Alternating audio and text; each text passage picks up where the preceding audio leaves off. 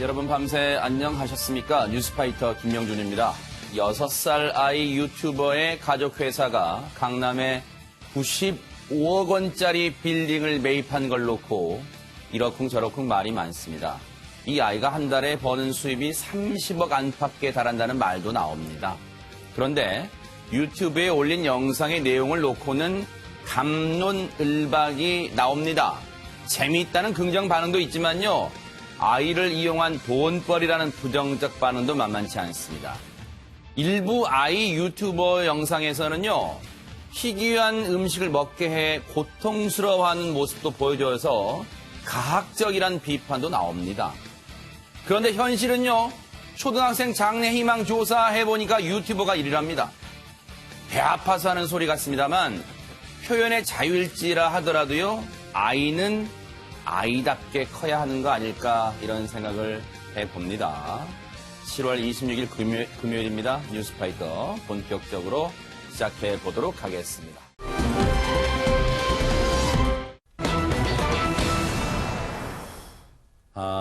오늘도 참 비가 많이 내리고 있는데요. 혹시라도 이들의 안타까움 탓에 하늘도 울고 있는 걸까요? 김기혁 아나운서. 네, 맞습니다. 정말 안타까운 사고가 고속도로 위에서 일어났습니다. 영상 보시면서 설명해드리겠습니다.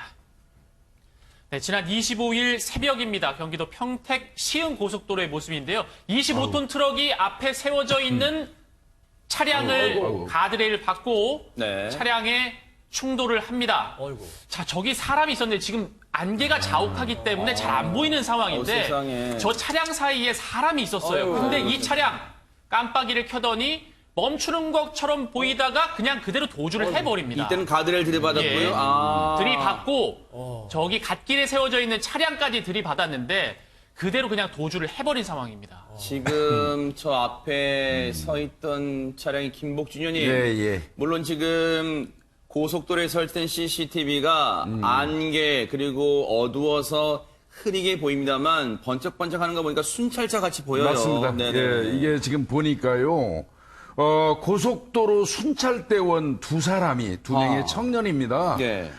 이 두 사람이 24일 그 밤 11시 50분경에 이제 고속도로를 순찰하다 보니까 예. 갓길에 세워져 있는 차량이 하나 있는데 아무리 봐도 술을 마신 것처럼 보였어요. 그래서 고속도로 상황실에다가 아무래도 음주운전 차량 같다. 갓길에 있는 차가. 네. 그렇게 이제 그 보고를 하고 그 상황실에서 경찰로 연락을 했겠죠. 네. 그래서 경찰이 출동을 해가지고 현장에서 음주 단속을 하는 겁니다. 어떻게 보면 경찰이.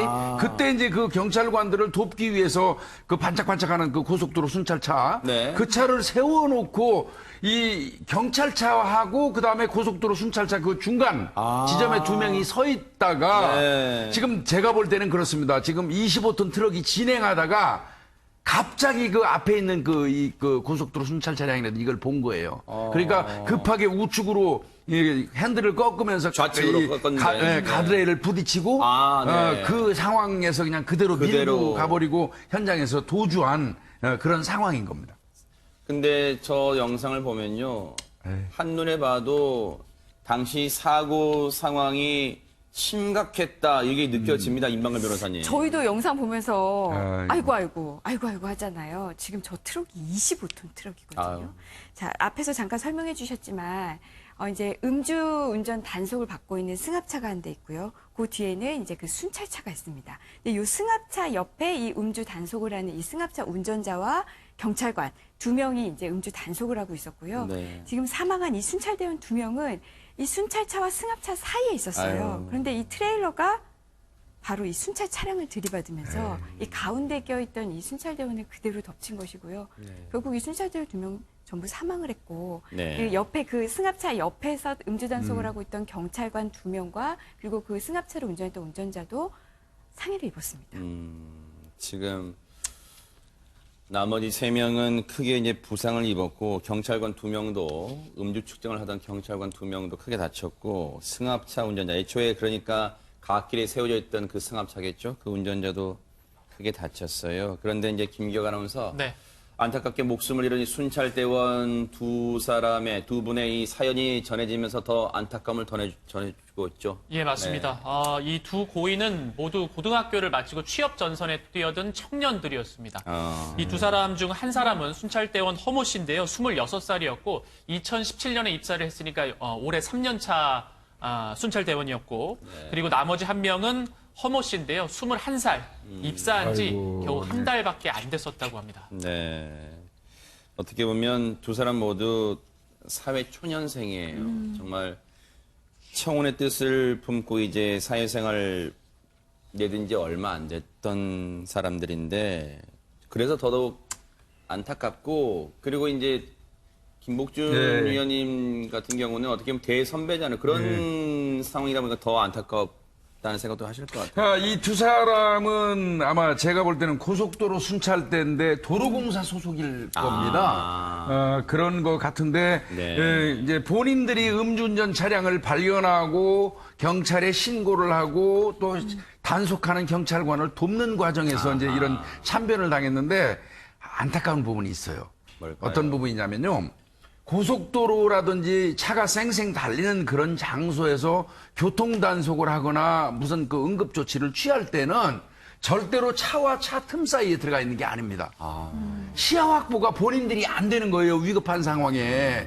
그래서 늘 차가 있으면 두 차를 세워놔도 바깥쪽에 나와가지고 주변을 살펴보면서 교통사고 처리를 하는 거예요. 이게 매뉴얼상에 있는 예, 이건 경찰관들은 이제 이런 내용들을 좀 아는데 차제 요번 기회에 이 그 도로공사에서도 고속도로 순찰대원들을 대상으로 해서 네. 그런 부분 등에 대해서는 교육을 좀 해야 될 필요가 있다는 그 안타까운 생각이 듭니다. 예.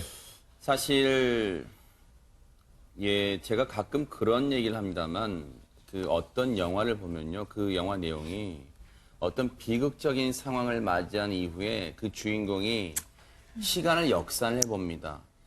조금 전에 뭐가 없었더라면, 그러면 10분 전에 뭐가 없었다면, 뭐가 일어나지 않았다면, 이렇게 역산하는 그런 내용의 영화가 있는데요. 이인철 변호사님, 네. 이 사고에서도 그 갓길에 음주운전 차량 이 승합차가 서 있지 않았다면 이런 생각 좀 할 것 같아요, 유족들도. 그러니까 유족들이 얼마나 황망하겠습니까?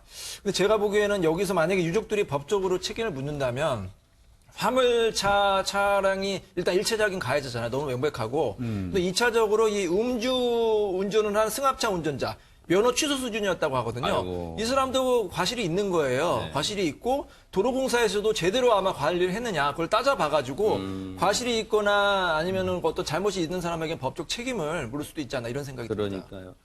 승합차 운전자가 이제 알고 봤더니 정말 면허 취소 수준의 음주운전 차량에서 그런데 지금 더 분노를 자아내는 건요. 앞서 영상 보셨죠? 25톤 화물 트럭 운전자 그대로 현장에서 도주를 했잖아요. 김기혁 아나운서. 네, 맞습니다.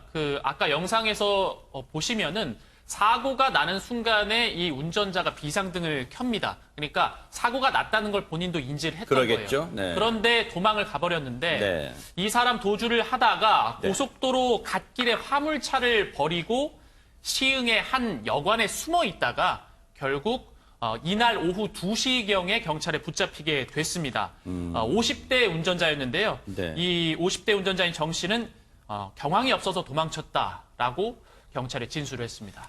아니 저 상황에서 앞을 못 봤을까요? 대체 왜 이런 어처구니 없는 사고를 내고 그것도 도망갔을까요? 경찰 얘기 들어보시고 이어가 보도록 하겠습니다. 졸음운전하고 가다가 일단은 옹벽 가드레일을 충격하고 그다음에 2차 사고로 그때 상황이 이제 겁나고 무서워가지고 사람을 이제 친 거를 인지를 못했는데 이제 그 사고 난 거에 대해서 이제 좀 차를 부딪혔다고는 생각을 했는데 사람이 있다는 생각을 전혀 못했다는 거예요. 역시나 우려했던 대로 졸음운전이었어요. 이 화물차 졸음운전은 정말로 위험합니다. 정말로 이렇게. 예, 그러니까 아마 자정이 다 돼가는 시간인데 이 화물차가 졸음운전을 했겠죠. 졸음운전을 했으니까 그대로 가다가 뒤늦게 앞에 차야 그 순찰차라든지 조사 차량들을 발견한 거고 급하게 이제 아마 그 핸들을 꺾는 바람에 이제 가드레일을 들이받고 튕겨가지고 미처 이 사고 조사 차량을 어떻게 피하지 못하고 추돌한 걸로 보여요. 근데 하필이면 그 조사 차량 틈 사이에 이 그 순찰 요원들이 2명이 있었던 겁니다. 네. 죄값을 그리고 또 정말로 사고를 낸 것도 낸 거지만요. 그대로 현장에서 아무런 구호 조치도 않고 도주했다는 게 죄질이 정말 더 극히 불량한 것 같습니다. 임방글 변호사님. 맞습니다. 이게 교통사고, 물론 당연히 처벌받습니다. 근데 교통사고를 내고 도주를 한 것과는요, 그냥 교통사고를 낸 것과는 우리 법에서 정한 이 형이 정말 하늘과 땅 차이입니다. 그래요. 사람이 사망했는데, 사망에 이르게 했는데 도망간 경우, 도망가서 사람을 사망에 이르게 한 경우, 우리 특가법상 도주 차량으로 해서요, 사망의 경우에는 무기징역 또는 5년 이상의 징역이에요. 굉장히 중한 형이거든요. 사람을 사망에는 이르게 하진 않았지만은 다치게 한 경우에도 마찬가지로 1년 이상이죠. 굉장히 중형에 처하게 됩니다. 이 사건의 경우 사망자가 2명 나왔고요. 다친 사람도 3명입니다. 굉장히 피해가 크고요. 이 사람 제 생각엔 구속될 가능성이 아주 높아 보이죠. 네. 정말로 너무너무 안타까운 죽음이고요. 그리고 이 두 분들이요. 평택 시흥 고속도로 소속의 비정규직 분들이었대요. 하지만요, 뉴스파이터가 눈 부릅뜨고 지켜볼 거예요. 그냥 죽음으로 끝내지 말고요. 이분들이 현장에 출동할 때 아마 이쪽에서 이 평택 시흥 고속도로 차원에서 매뉴얼상을 제대로 숙지시켰는지, 그리고 관리는 소홀한 점이 없었는지 이거 다 꼼꼼하게 체크를 해주시고요. 그리고 경찰이 다 조사할 거니까요. 그리고 진심으로 이 두 분들 유족분들을 생각해서라도 사후에 정말로 물심양면 모든 걸 다 지원해 주시기를 눈 부릅뜨고 지켜보도록 하겠습니다. 두 분의 명복을 빌도록 하겠습니다. 너무너무 안타깝네요.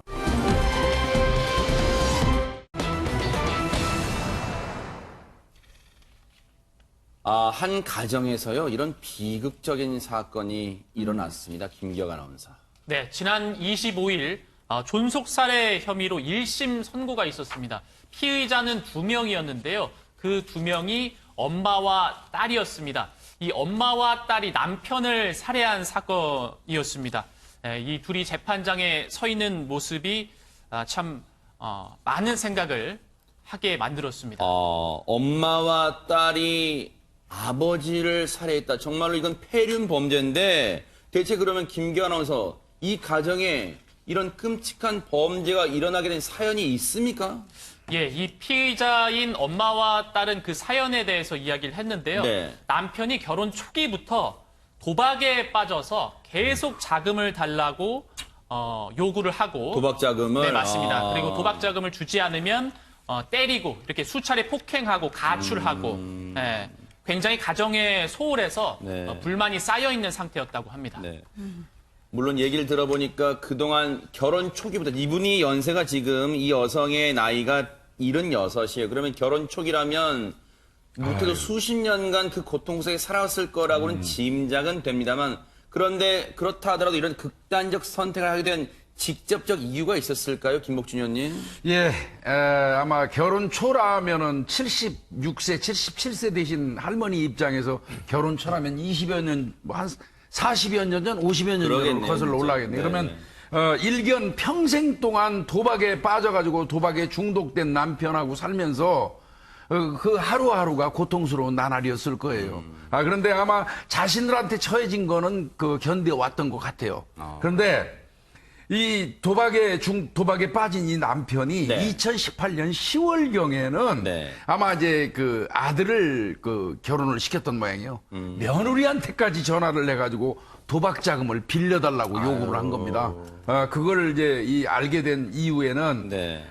이 아내 되시는 분이 뭐 병이 날만도 하죠. 평소에 잠을 잘못 자서 수면제를 처방받아 드셨다고 하네요. 그래서 본인이 처방받아서 먹던 수면제를 범행에 이용하기로 이제 아이고. 결심을 하게 됩니다.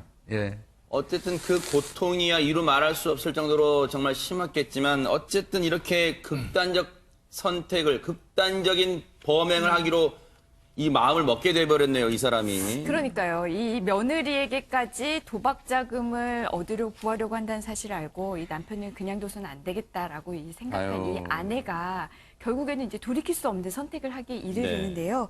네. 2018년 11월 7일 오후 8시에 아내가 이 수면제 성분이 담긴 알약 7개를 남편이 먹을 미역국에 탑니다. 아유. 미역국에 탄 다음에 40대 딸에게 이 얘기를 합니다. 너의 아버지를 살해하기 위해서 미역국에 수면제를 탔다. 그러니까 살해 의사를 얘기했어요. 탔으니 아버지를 들여라라고 이야기를 하는데요. 어휴. 이 딸 역시 오랜 세월 아버지가 이렇게 도박을 하고 가정폭력을 하는 거에 대해서 굉장히 이제 마음이 안 좋았던 거예요.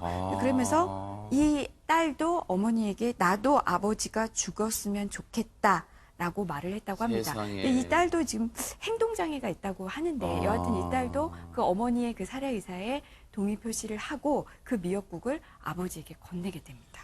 딸은 40대입니다만 딸도 그 수많은 세월 동안 아버지의 가정폭력에 시달려 왔었나 봐요. 그러니까 이 엄마의 어처구니 없고 끔찍한 제안을 물론 이제 지적장애가 있다는 치더라도 어쨌든 이 제안을 이 딸도 받아들이고 가담을 하게 되는 지경까지 이르고 맙니다. 그런데요, 김기혁 아나운서. 네. 결국은 이 끔찍한 범행을 저지르고 재판에 이제 넘겨졌는데 네. 존속 살해 혐의입니다. 그런데 이 아내가 이 재판 과정에서 했던 얘기가 있다면서요. 네, 그 남편을 살해하고 이 아내의 진술 과정에서 나왔던 말인데요. 아하. 그 모든 것을 좀 내려놓은 듯한 진술을 했습니다. 그 네. 내용이 남편이 명대로 살지 못한 것은 안타깝지만 제 마음속은 후련합니다. 라고 이야기를 했습니다.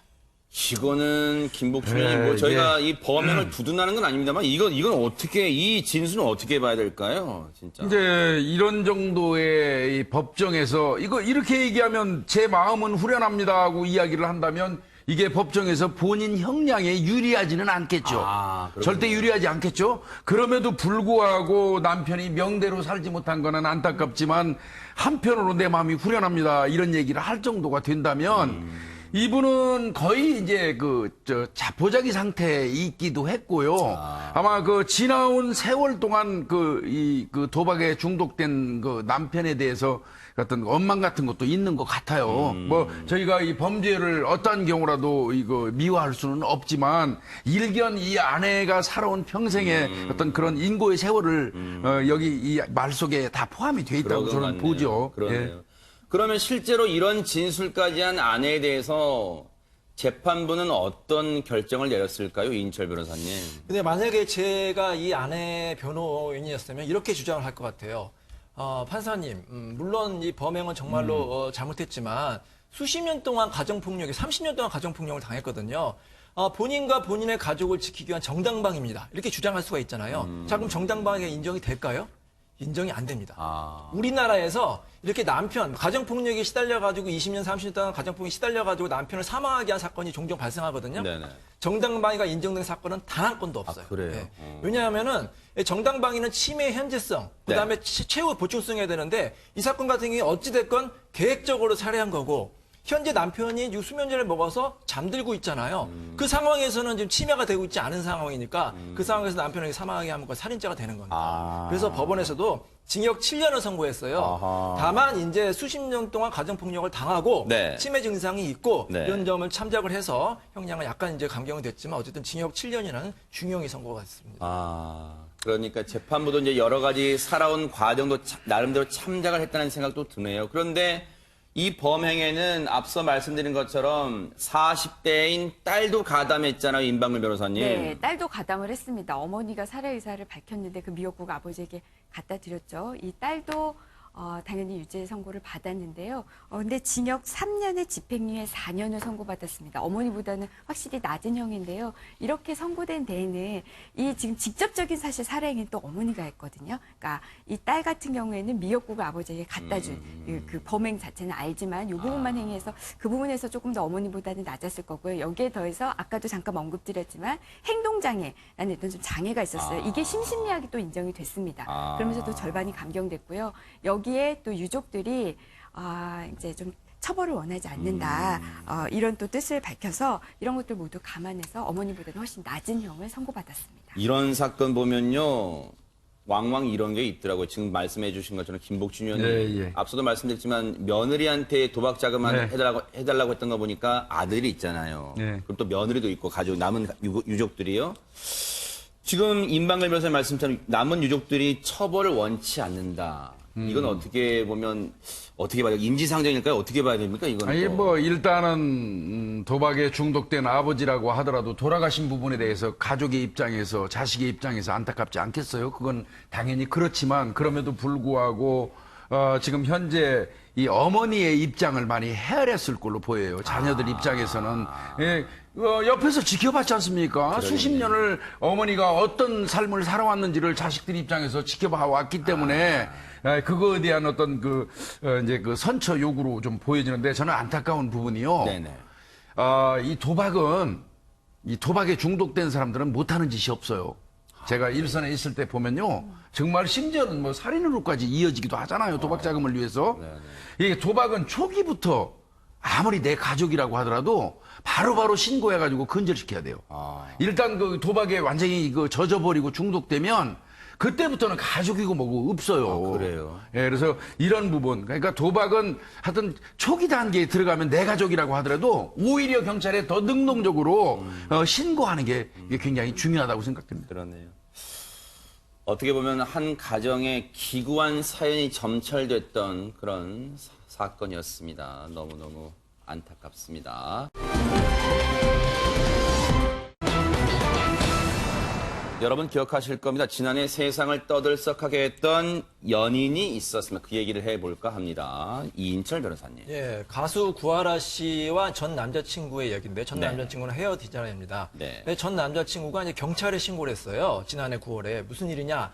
구하라 씨한테 폭행을 당했다. 그래서 자신이 폭행당한 이제 사진도 공개가 됐는데 이 남자의 이제 얼굴이 막 핥혀져 있고 그래서 사람들이 와 구하라 씨가 저렇게 폭행을 했나 보다. 굉장히 이제 구하라 씨에 대해서 이제 안 좋은 얘기를 그랬었죠. 했거든요. 네. 근데 알고 보니까 구하라 씨가 협박을 당했다는 겁니다. 이 전 남자친구가 구하라 씨와의 그런 은밀한 사생활을 동영상을 찍고 이거를 이제 보낸 거예요. 그래서 구하라 씨가 이제 이별을 하자고 하니까 본인이 이제 이거를 알리겠다. 그래서 이제 언론사에 막 제보도 하겠다. 그래서 협박을 하니까 구하라 씨가 이제 무릎을 꿇고 이 남자친구에게 이제 잘못했다 이런 영상이 또 이제 공개가 됐거든요. 그만큼 구하라 씨가 많이 이제 협박을 당해서 힘들었다는 거예요. 그래서 검찰은 이 남자친구를 상해, 협박, 재물손괴 그리고 성폭력 범죄 처벌 등의 특례법 위반으로 어제 이제 4차 공판에서 징역 3년과 성폭력 교육, 신상 공개에 대해서 구형을 했습니다. 네. 사실 이인철 변호사님 설명처럼 이 사건은 지난해 많은 사람들이 놀랐던 게 단순히 연예인 관련이라서 그런 게 아니라 충격적인 내용과 반전의 내용이 함께 있었기 때문인데요. 당시에 두 사람은 숱하게 경찰서 등을 오갔습니다. 당시에 출석했던 모습 보시고 이어가 보도록 하겠습니다. 누가 먼저 때린 건가요?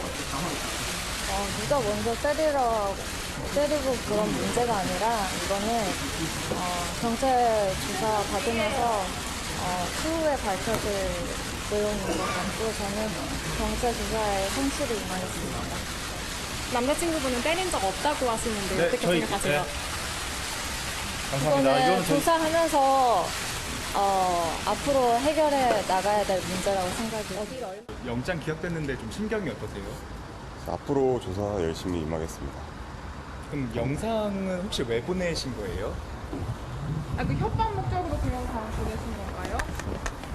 협박 목적으로 보낸 건 맞나요? 구하라 씨한테 하실 말씀은 없으십니까? 영상 혹시 왜 보내셨는지 한번 여쭤봐도 될까요? 영상 왜 보내셨는지만 좀 부탁드릴게요. 잠시만요. 늘 그렇듯이 성실히 조사받겠다는 말 외에는 일절 답을 하지 않았던 모습도 보여드렸습니다. 그런데 보신 것처럼 영장은 기각돼서 그 말은 불구속 상태에서 재판을 받아왔는데 사실 김복준 의원님 예. 구하라 씨 전 남자친구 최모 씨에 대해서는 혐의가 여러 개가 있잖아요. 많습니다. 네. 일단은 성관계에 관련된 동영상을 촬영한 한 그 부분은 이제 성폭력 범죄의 처벌 등에 관한 특례법의 문제가 되고요. 예. 아마 이제 카메라 등 이용 촬영죄 같은 걸 볼 겁니다. 그 다음에 이제 협박 부분도 있어요. 그 다음에 이제 그 상해, 그건 뭐 때린 거고요. 네네. 강요 부분은 뭐 구하라 씨의 지인으로 하여금 강제로 오도록 해서 본인 앞에서 무릎을 꿇게 유도했던 이런 부분, 이제 강요 이런 거 등등 있는데, 네. 죄명은 굉장히 많은데 그래도 이제 이 법정에서는 변호인을 통해서 그런 네. 얘기를 했어요. 뭐 서로 다투다가 감정이 격해져서 이제 물리적인 어떤 다툼으로 갔을 뿐이지 애초부터 상해의 의사가 있었던 건 아니다. 뭐 이렇게 얘기를 했고 네. 여기서 인정한 거는 재물손괴, 문을 뻥 찬 거. 그 부분은 인정하지만 나머지는 뭐 인정할 수 없다는 취지의 네. 이런 그 발언을 이어갔습니다. 아니 그러면 사실 재판 과정에서는 하나하나의 쟁점마다 이제 양측의 입장을 듣는 건데 김기혁 아나운서 궁금한 게 그게 있어요. 그동안 숱하게 언론 나왔던 내용이 당시에 이 최모 씨는 구하라 씨한테 그랬다면서요. 소속사 대표를 데려와서 내 앞에 무릎 꿇게 해라고 했다는데 이 부분에 대해서는 어떻게 답을 하고 있어요? 네, 맞습니다. 그러니까 강요 혐의, 지금 이 부분에 대해서도 최 씨는 강요 혐의를 받고 있는 상황이에요. 네네. 그게 어떻게 된 상황이냐면 소속사 대표를 내 앞에 와서 무릎 꿇게 하라. 근데 이제 최 씨 측 변호사가 이거에 대해 이제 설명을 하는데 네. 내가 만약에 음식점에 갔는데 종업원이 불친절하다면 그 상황에서 사장을 불러서 꾸짖는 것처럼 구하라 씨한테도 마찬가지로 구하라 씨가 내 얼굴을 긁혔기 때문에 당신 말고 사장 나오라고 해라. 뭐 이런 식으로 했다고 이제 이야기를 합니다. 그런 네. 식이었다고 이제 이렇게 해명을 하는 거예요. 네네. 뭐 불친절할 때 음식점 가서 불친절. 여기 사장 나오라고 여기 사장 누구예요? 이렇게 하는 것처럼 나오라 했다. 그런 뜻이었다. 일단 그렇게 물론 판단은 재판부 가겠죠. 아직은 선고는 안 내려졌으니까요. 그런데 임방글 변호사님 사실 이번 사건에서 가장 중요한 공방이라고 할 수 있는 게 사실은 영상 촬영 불법적으로 영상 촬영 이거였잖아요, 사실은. 그렇죠. 애초에 처음 이 사건이 불거졌을 때는 구하라 씨가 이 최 씨를 때렸냐 문제로 막 나가다가 쌍방이냐 이러다가 갑자기 확 뒤집어진 게 네. 진짜 이 영상 존재 우리가 모두 깜짝 놀랐거든요. 네. 지금 여기에 대해서 최 씨는 우선 이렇게 얘기합니다. 동영상, 내가 구하라 씨에게 보낸 동영상을 내가 몰래 찍은 거 아니다. 구하라 씨의 동의하에 구하라 씨가 더 주도적으로 찍은 거다라고 이야기를 하고 있습니다. 몰래 찍은 거 아니다라는 것과 합의했다는 거예요? 그렇죠. 합의하에 찍었다? 그다음에 나 유포도 안 했다. 내가 언론사에 제보하겠다라고 하고 언론사에다가도 이메일로 컨택을 했지만 네. 구체적으로 내가 뭐 보낸 게 하나도 없다 이겁니다. 아하. 사실 이 두 가지로만 보면은 성폭력 처벌 특례법상 처벌할 수 있는 거지가 없어요. 그래서 검찰도 이 부분은 기소를 하지 않았고요. 지금 성폭력 처벌 특례법으로 재판을 받았지만 그 부분은 뭐냐면 검찰이 휴대폰을 조사를 하다 보니까 그 동영상 외에 다른 사진들이 나왔어요. 근데 이 사진들은 구하라 씨가 나 이런 사진 나는 모른다 이렇게 얘기를 한 거죠. 그래서 이 사진에 대해서 지금 기사가 된 거고요. 구하라 씨에게 보낸 동영상 이 부분은 성폭력 특례 처벌법상 처벌할 거지가 없습니다. 몰래 찍은 것도 아니고 유포도 네. 안 했기 때문에.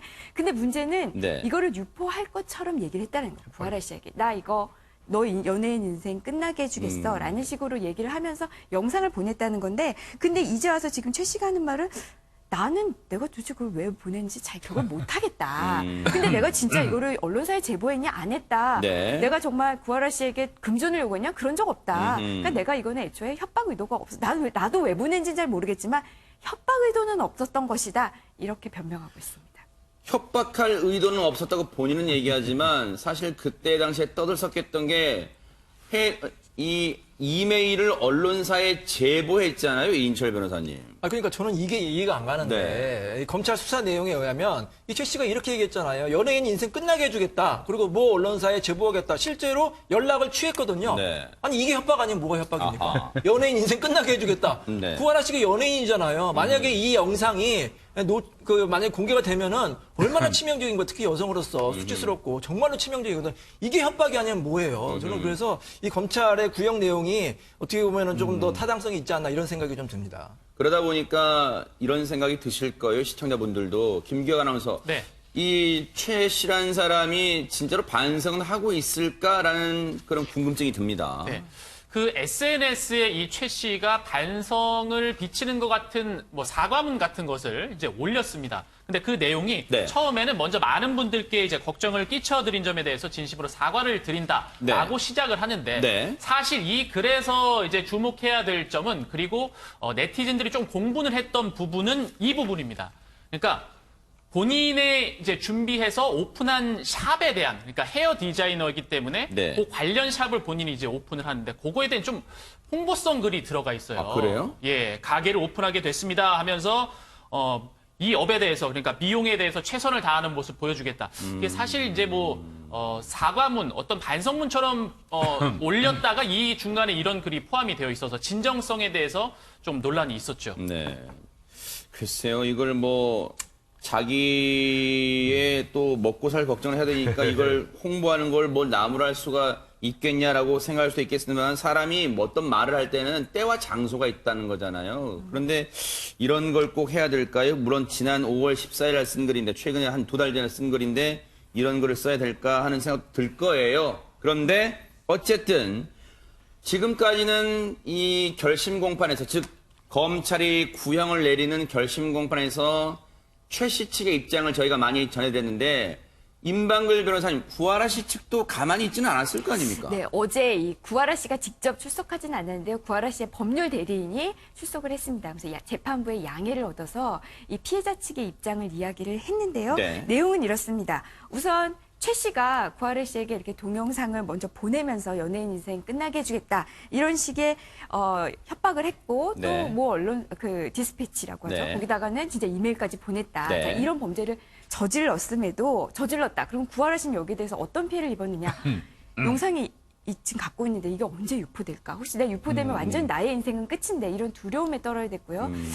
변호인은 이야기하지 않았지만 이거는 제가 이제 이 구하라 씨 입장에서 얘기한다면 이게 설사 유포되지 않았다 하더라도 이런 영상이 존재합니다라는 이 사실 하나만으로도 사실 구하라 씨는 큰 피해를 입은 거거든요. 이미지가. 그렇잖아요. 야, 구하라의 동영상이 유포되지는 않지만 그런 동영상이 있대라는 것 자체로도 큰 타격이기 때문에 어쨌든 이러한 점, 구하라 씨가 이렇게 큰 그 두려움에 떨고 있는데 그런데 최 씨는 뭐 했냐. 오히려 본인이 피해자인 것처럼 얘기했다. 그러면서 동영상을 내가 헤어지는 마당에 동영상을 구하라 씨에게 보낸 거는 원본을 돌려준 것이다라는 우리가 절대 이해할 수 없는 얘기죠. 그러니까요. 원본을 돌려준다라는 얘기. 네. 또 아까도 말씀드렸지만 오히려 나 헤어샵을 차렸다라면서 홍보까지 했다. 그러니까 전혀 반성의 기미가 없다. 네. 좀 엄벌에 처해달라라는 취지의 진술을 했습니다. 그러니까요. 근데 실제로 김복준 의원이 네, 지금 예. 임방글 변호사님 설명 듣다 보니까 네, 기억나는 게 당시에 이 영상이 있다는 이 영상 관련 얘기가 나오니까 사실 그때 인터넷 검색창에 뭐 구하라 동영상 쳐보는 게 뭐 엄청나게 많이 늘었다는 그런 기사까지 나올 지경이었으니까 얼마나 피해가 심했겠어요, 사실은. 그 임방글 변호사님 말씀하신 게 맞습니다. 구하라 씨는 연예인이에요. 연예인은 이미지로 먹고 사는 직업입니다. 그러네요. 그런데 이미 그런 동영상이 있다는 것 자체만으로도 구하라 씨는 아마 치명적인 상처를 그러겠네요. 받았을 겁니다. 네네. 근데 하물며 더 나아가서 이게 유포될 수도 있다는 어떤 그 가능성, 그런 불안감은 엄청나겠죠. 그래서 이제 한 3년 검찰에서 구형을 하니까 네. 이게 좀 적지 않냐. 이제 이런 이야기가 나와요. 이제 그 이유인즉슨 네. 죄명이 여러 가지잖아요. 네. 협박, 강요, 성폭력, 특례법, 뭐 상해까지, 재물손괴까지. 그런데도 이거 뭐 3년 정도에 불과할까? 이런 이제 이야기도 있고 더 나아가서는 네. 사실은요. 이제 보복 동영상이라고 그러죠. 일종의. 네. 그 동영상을 이용해 가지고 어떻게 보면 협박을 한 거는 사실 최근에 그것 때문에 우리 사회적으로 문제가 되고 있고 굉장히 여성들이 불안하고 그렇죠. 있잖아요. 네네. 이 즈음에 이제 그걸 이용해서 협박을 했다는 이제 그런 부분 때문에 이거 우리가 일반적으로 이 처벌은요. 네. 피해자가 가해자의 행위, 즉 범죄로부터 그 받은 고통의 정도를 좀 차관을 해줘야 되거든요. 네. 그래서 구하라 씨가 얼마나 힘든 그 세월을 살았는데 거기에 비해서 3년 너무 적은 거 아니냐. 이제 이런 이야기 등등이 있는 그렇군요. 겁니다. 예. 조금 전에 그 검찰 측 입장 CG를 한번 보여주세요. 그거 읽어드리고 최 씨 측 변호인 얘기 전해드리고 이인철 변호사님 말씀 들어볼게요. 보세요. 이거 말고 그 직전인데 한번 넘겨보세요. 그 보면은 검찰이 보세요. 연인에게 앙심을 품고 협박하는 범죄는 피해자가 연예인이냐를 떠나서 누구라도, 그러니까 연예인이든 일반인이든 누구라도 엄히 처벌해야 한다고 밝히면서 징역 3년을 구형했어요. 그런데 이에 대해서 최 씨의 변호인이 어제 재판정에서 뭐라 했냐면요. 최 씨가 그렇게 파렴치한 사람인지 다시 살펴주세요 이랬답니다. 이인철 변호사님. 그러니까 우리 검찰이 잘 지적한 것 같아요. 이 사건은 이 피해자가 연예인이냐 아니냐를 떠나서 연인 사이에 또 이혼 사건 하다 보면 그런 경우가 있어요. 자기 남편이나 부인을 협박하는 경우가 있습니다. 어떤 약점을 잘 알고 있잖아요. 그걸 뭐 직장에 알리겠다든지 뭐 실제로는 뭐 그걸 유포하는 경우가 있거든요. 그러면 이 피해자가 정말로 큰 고통을 받는 거예요. 모르는 사람이 이렇게 협박하는 것도 아니고 그래도 한때 가장 자기를 사랑했던 사람이 협박하는 거니까 정말로 그 상처는 너무나 커가지고 이를 말할 수가 없을 정도거든요. 그래서 그걸 검찰이 잘 지적한 거예요. 그 연인 간에 이렇게 협박범죄는 그만큼 죄질이 안 좋다. 그걸 이제 지적한 거거든요. 그래서 검찰이 3년을 구형했지만 보통 일반적으로 재판부는 검찰이 구형한 것보다 약간은 이제 깎여서 실제 선고가 나오지만 죄질이 아주 안 좋을 경우에는 오히려 높아지는 경우가 있거든요. 최 씨 같은 경우는 지금 전혀 반성하고 있지 않고 여러 가지 정황을 봤을 때 오히려 형량이 높아질 수도 있습니다. 한번 선고 결과를 지켜봐야 되겠습니다. 그러니까요. 오는 29일 날 이제 선고가 있습니다. 그것도 한번 뉴스파이터가 따라붙어 보도록 하겠습니다.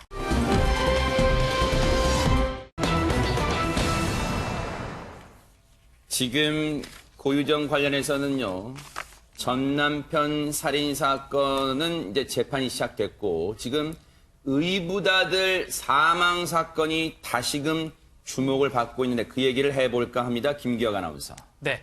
어제 오후, 24일입니다. 24일 오후 4시부터 네. 고유정의 현 남편이 경찰서에서 조사를 받았습니다. 근데 뭐 참고인 조사나 이런 게 아니고요. 과실치사 혐의로 조사를 받았는데 피의자 신분이었죠. 피의자 신분으로 그러니까 혐의를 이제 밝히기 위해 조사를 받은 거죠. 그러니까 어제 저희가 그 의붓아들 사망 관련해서 보도를 해드릴 때 고유정이 바로 저 인물이 지금 아버지예요. 지금 맞습니다. 네, 모자이크 처리된 부분이 지금 현 남편이고요. 현 남편이죠. 네네. 저희가 어제 보도를 할 때 고유정이 이런 말을 했다 그랬죠. 그것 때문에 아이가 사망을 한 것 같다. 네. 근데 이게 그것이 밝혀졌습니다. 그게 남편의 잠버릇이라고 이제 고유정은 주장을 한 거고 물론 경찰도 밝혀졌다고 이제 말을 할 수는 없죠. 네, 이제 경찰 측에서 공식적으로 밝힌 건 아니니까. 네네. 맞습니다. 말씀하시죠. 고유정은 그렇게 주장을 한 거고 그리고 경찰도 그것을 조사하기 위해서 이제 불러서 조사를 한 거죠. 그러니까 사실 이제 다리에 눌려서 아이가 사망을 했다라는 게 이제 많이 알려진 사실이었는데 경찰은 다리가 아니라 이게 온몸에 눌렸을 수 있다라는 이제 가능성을 열어놓고 조사를 하고 있는 겁니다. 네. 그러니까 이제 충북지방경찰청의 브리핑에서는 고유정이 진술 과정에서 그것 때문에 죽었을 수는 있겠구나라고 언급을 했다는 거예요. 그런데 이 경찰은 그것의 내용은 아직은 수사 중이라 밝힐 수가 없다고 했잖아요. 근데 그 와중에 시기가 지금 묘합니다. 그 와중에 지금 잠버릇 문제가 나왔다는 거예요. 현재 남편의 잠버릇. 그러다 보니까 혹시라도 이게 경찰이 밝히지 않았던, 밝힐 수가 없었다고 말했던 그것이라고 이제 우리가 물음표를 찍을 수는 있겠지만 아직 이거는 확실치는 않아요. 그러다 보니까 여기에다 더 궁금증이 쏠릴 수밖에 없는데 임방글 변호사님, 경찰이 현재 남편, 고유정의 현 남편 잠버릇을 계속해서 언급하는 이유가 있습니까 혹시? 고유정의 진술 때문입니다. 자, 고유정이 이렇게 이야기합니다. 남편의 잠버릇이 좀 특이하다, 이상하다. 그것 때문에 죽을 수도 있었겠다 이런 취지의 말 같은데요. 이렇게 그 고유정이 문자를 경찰에 보여줬는데 2018년 11월 4일과 2019년 2월 26일 남편과의 대화입니다. 보면 이렇게 이야기합니다. 쿵 소리가 나서 침대에서 떨어졌나? 나 옆에서 잘 때 몸으로 누른다고 해야 되나? 그러니까는 현재 남편이 본인을 몸으로 누른다고 해야 되나? 그러니까 이런 어떤 잠버릇이 있다라는 거를 대화상에서 이야기를 한 거예요. 2019년 2월 26일에도 잘 때 코도 많이 골고 막 움직이기도 하고 이러면서 남편의 잠버릇이 뭔가 옆에 사람을 누르거나 몸을 많이 움직인다라는 점을 이야기를 했다라는 거죠. 그러니까 네. 경찰에서는 진짜 남편의 어떤 잠버릇이 있나? 라면서 지금 확인을 하고 있는 겁니다. 저 CD 다시 한번 보여주세요. 이 보세요. 지금 시점을 보니까요. 두 번째 잠버릇 언급했던 시점이 2009년 2월 26일입니다. 그런데 저때 문자가 나오죠. 아무래도 잘 때 코도 많이 골고 막 움직이기도 하고 잠버릇을 언급한 것 같은 문자가 나오죠.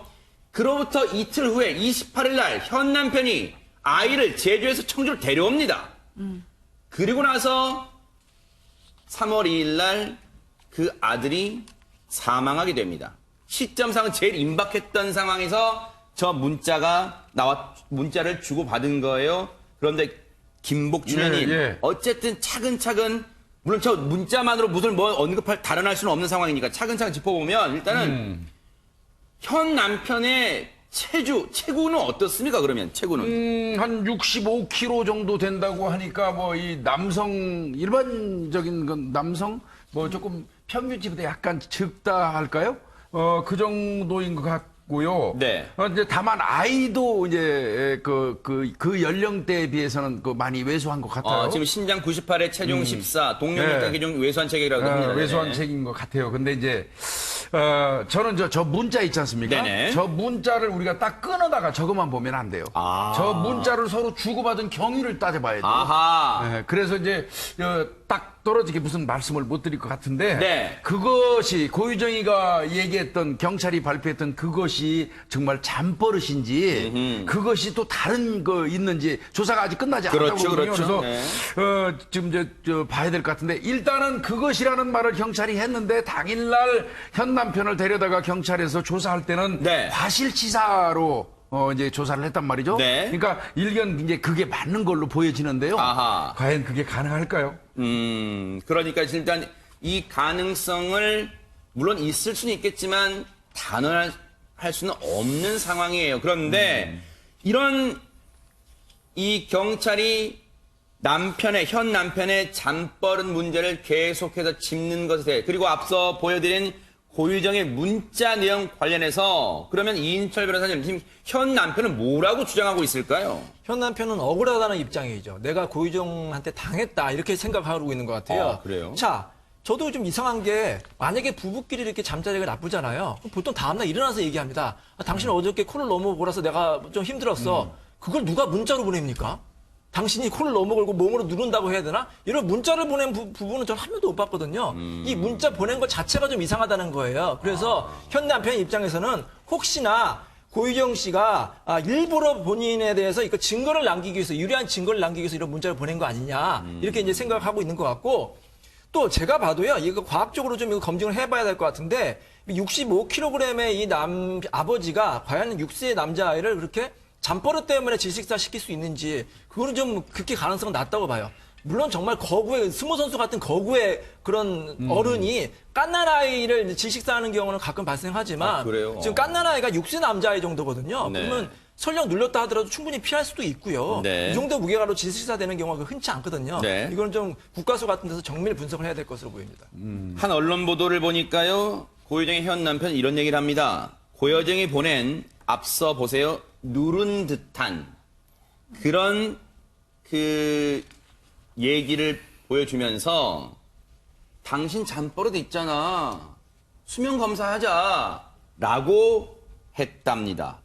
수면 검사라는 말을 먼저 꺼냈네요. 고유정이 김복준 의원님. 네, 그래서 이게 11월이거든요. 네. 아까 SNS 문자를 보니까 11월이에요. 네. 그렇다면 지금 남편의 말이 맞다면 고유정은 적어도 11월부터 준비를 했다는 뜻이잖아요. 치밀한 계획을 세웠다는 뜻이잖아요. 그래서 이제 이거는 좀 확인을 좀 해봐야 될 것 같고요. 아마 어제 남편이 이제 수면 다원 검사 이제 이런 부분을 민간 기관에서 아마 해가지고 어떤 그 결과를 갖다 제출한 것 같은데. 수면 다원 검사가 뭐예요? 그러니까 이제 잠버릇 같은 것들이에요. 어떤 사람들은 잠자다가 뭐 돌아다니기도 하고 정말 뭐 거칠게 사람을 때리기도 하고 그런 그래요? 그 습성들이 있거든요. 또 실제로 이 잠자는 와중에 본인도 모르게 그 옆에 있는 사람 발로 차고 해가지고 네. 크게 다치고 했던 이런 사건들도 없지 않아 있기는 해요. 네. 그런데 이거는 이 남편이 제출한 거 가지고 가지고는 안 되고요. 한다고 그러면 조금 전에 이인철 변호사님 말씀하신 것처럼 국가에서 공신력 있는 그 국가 어떤 기관을 통해서 해보는 게 맞을 것 같습니다. 아니 그럼 김기현 아나운서 수면 다원 검사를 받았다는데 그냥 뭐 자기가 집에서 해본 거예요? 어디 가서 해본 거예요? 이게 보통 이제 병원에서 이 검사를 실시합니다. 네. 이제 많은 분들이 알고 계시기로는 이제 코를 심하게 골거나 아니면은 이제 내 수면의 질이 어떤지 파악하기 위해서 이런 검사를 많이 받는데 어쨌든 이 병원에 가서 이 현 남편이 검사를 받았습니다. 그래서 변호사까지 이제 입회를 한. 아, 그래요? 예, 입회를 한 상태에서 6시간 동안 이제 병원에서 검사를 받았는데 네. 별 이상이 없다는 이제 소견을 받았다고. 의사 소견은 그렇게 나왔어요? 예, 예. 현 남편은 이제 말을 하고 있죠. 네. 그러면 이인철 변호사님, 현 남편 입장에서는 그거 보세요. 병원에서 나 저기 뭐 잠버릇에 대해서는 별 이상 없다잖아요. 그러면 경찰 그래요 알겠습니다 했을까요? 어떻습니까? 경찰은요, 이 검사는 왜곡 가능성이 있어서 완전히 믿기는 어렵다 이렇게 발표를 했어요. 그래서 뭐 방법은 간단합니다. 경찰이라든지 검찰, 법원이 지정하는 병원 가서 다시 검사 받으면 돼요. 아하. 재검사 받아서 네. 뭐 경찰 측이라든지 뭐 이 사람 변호인 측 다 이렇게 참여해가지고 입회해가지고 네. 검사 받으면 되고요. 네. 근데 어쨌든 여기 검사에서 저는 하나 주목할 게 뭘까요? 이상 활동 보이는 수면 질환이 없고 오히려 불면증 증세가 있다고 했잖아요. 자, 불면증 가진 사람의 특징이 뭐예요? 저도 약간 불면증이 있었거든요. 굉장히 민감해요. 잘 깹니다. 자주 깨지. 자주 깨가지고 만약에 본인이 이렇게 아이를 누르거나 그런 이상 행동을 하면 바로 깰 수가 있거든요. 그래서 정말로 이 사람이 불면증이 있고 굉장히 민감한 상태라면은 오히려 이 남편에게 이 검사는 유리한 게 아닌가 이런 생각이 듭니다.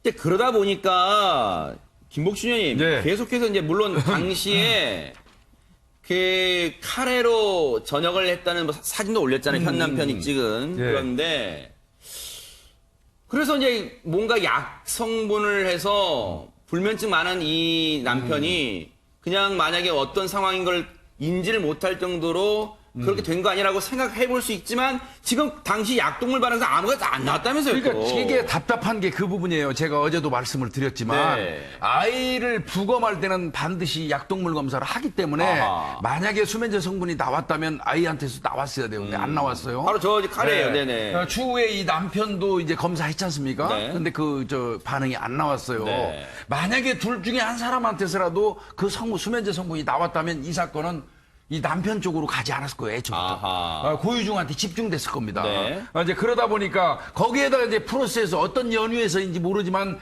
남편이 CPR 관련된 어떤 그 거짓말 탐지기 조사에서 거짓 반응이 나와버렸단 말이에요. 아하. 이게 이제 이 사건이 좀 꼬여가는 어떤 과정이 된 것 같은데요. 네. 이제 제 생각은 이거는 그 조금 전에 말씀하신 그 수면 네. 그 검사 있지 않을까요? 다원 네. 검사. 네. 이거는 좀 공신력 있는 그런 데서 해가지고 결론을 내는 게 좋을 것 같습니다. 사실 이렇게 되다 보니까 물론 아직은 수사 과정입니다만 임방글 변호사님 경찰의 입에 더 주목될 수밖에 없어. 뭐냐면 고유정이 언급한 그것이 이제는 밝혀져야 되는 순간 임박했다 이런 생각 듭니다. 고유정이 이야기한 그것이. 그것 때문에 그것 때문에. 아이가 죽은 것 같다. 남편 때문에. 그렇죠. 그것이 이제 뭘까? 예, 지금 그게 뭔지는 그러니까요. 근데 그것이 뭔지를 경찰은 알고 있잖아요. 근데 보세요.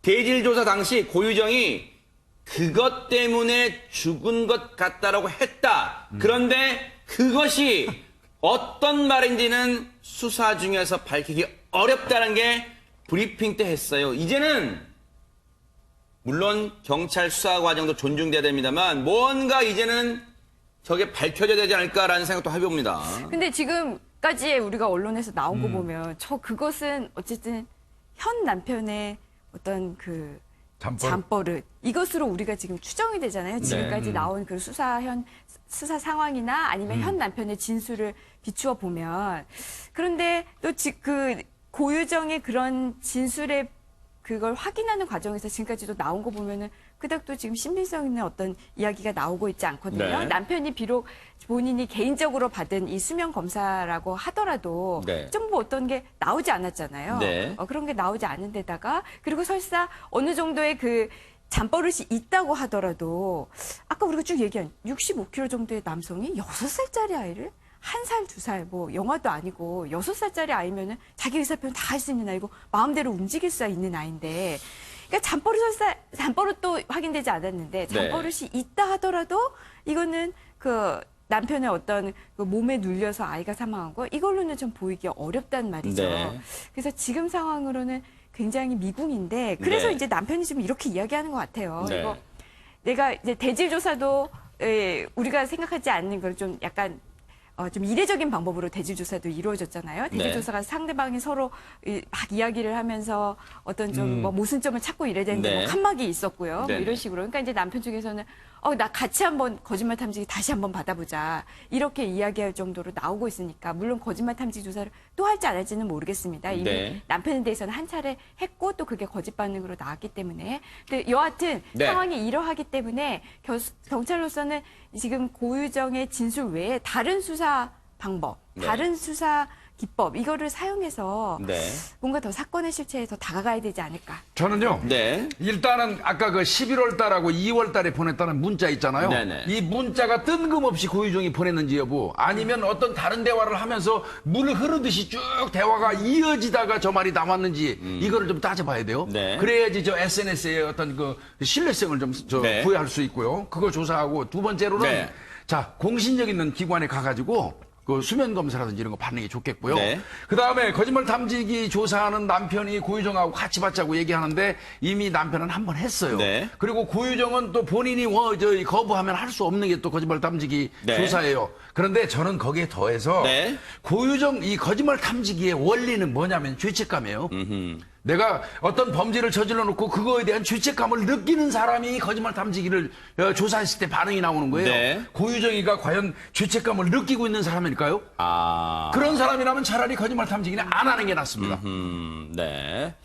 어쨌든 진실은 누군가는 알고 있어요. 그런데 과연 그 진실을 경찰에 밝혀낼지 계속해서 하나만 추가할게요. 나라부터 볼게요. 자, 네네, 고유정 이철 씨는 변호사님. 그러면 이 자기네 주장과 문자에 의하면 남편의 잠버릇이 아주 나쁘다는 거 알고 있었잖아요. 다른 사람을 누른다. 자기도 눌렀다는 거 아니잖아요. 그렇게 주장하고 있잖아요. 그렇죠. 그러면 사건 당일날 이 어린아이가 그 남편 옆에 자고 있었잖아요. 그걸 말렸어야죠. 그 위험한 거 만약에 자기 아들이었으면 자기 놔뒀어요? 그렇죠. 잠버릇이 그렇게 나쁘면 아이한테 위험한 거 알고 말렸어야 돼. 근데 그냥 놔뒀잖아요. 그 자체가 논리 모순이라는 겁니다. 아하. 그걸 지적하고 싶습니다. 그런 추정도 가능할 것 같습니다. 합리적으로요.